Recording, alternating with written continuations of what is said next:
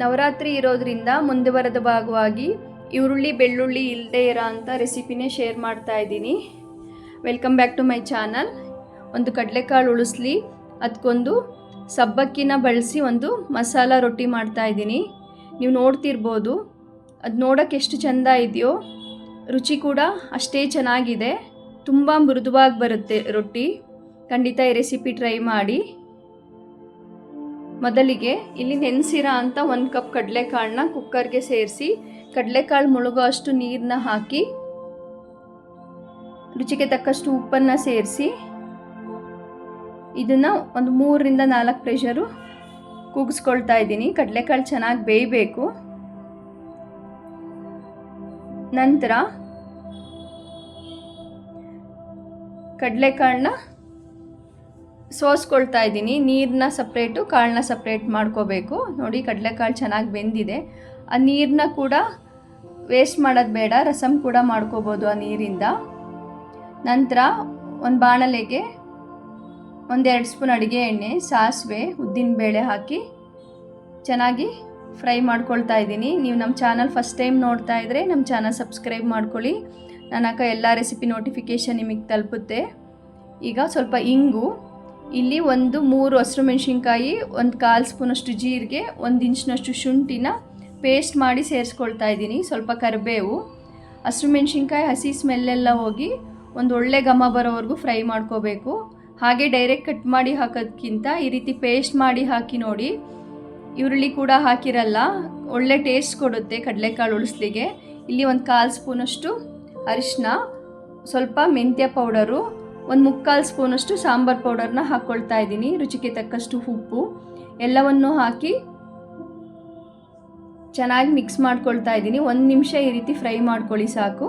ನಂತರ 1 ಹಿಡಿಯಷ್ಟು ತೆಂಗಿನಕಾಯಿ, ಸಣ್ಣಗೆ ಹೆಚ್ಚಿರೋ ಅಂಥ ಕೊತ್ತಂಬರಿ ಸೊಪ್ಪನ್ನ ಹಾಕ್ಕೊಂಡ್ರೆ ಕಡಲೆಕಾಳು ಉಳಿಸ್ಲಿ ರೆಡಿ ಆಯಿತು.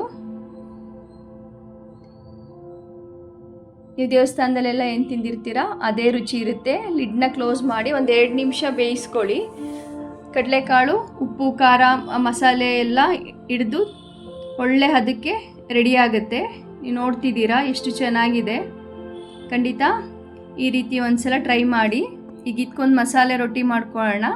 ಇಲ್ಲಿ 1.5 ಕಪ್ನಷ್ಟು ಸಬ್ಬಕ್ಕಿನ ತಗೊಳ್ತಾ ಇದ್ದೀನಿ. ಇದನ್ನು ಒಂದು 3 ರಿಂದ 4 ನಿಮಿಷ ಸಣ್ಣೂರಿನಲ್ಲಿ ಚೆನ್ನಾಗಿ ಫ್ರೈ ಮಾಡ್ಕೊಳ್ತಾ ಇದ್ದೀನಿ. ನಂತರ ಒಂದು ಪ್ಲೇಟ್ಗೆ ಹಾಕಿ ಅದು ತಣ್ಣಗಾದ್ಮೇಲೆ ಮಿಕ್ಸಿ ಜಾರ್ಗೆ ಹಾಕಿ ಗ್ರೈಂಡ್ ಮಾಡ್ಕೋಬೇಕು. ಗ್ರೈಂಡ್ ಮಾಡಿಕೊಂಡು ನಂತರ ಈ ರೀತಿ ಫಿಲ್ಟ್ರ್ ಮಾಡ್ಕೋಬೇಕು. ಅದರಲ್ಲಿ ಏನಾದರೂ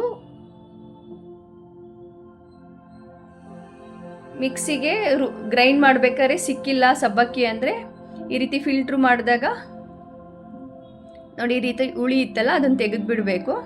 ನಂತರ ಇಲ್ಲಿ 1/4 ಕಪ್ನಷ್ಟು ಚಿರೋಟಿ ರವೆ, ಹಸಿರು ಮೆಣಸಿನ್ಕಾಯಿ, ಜೀರಿಗೆ, ಶುಂಠಿ ಪೇಸ್ಟ್ ಅದು.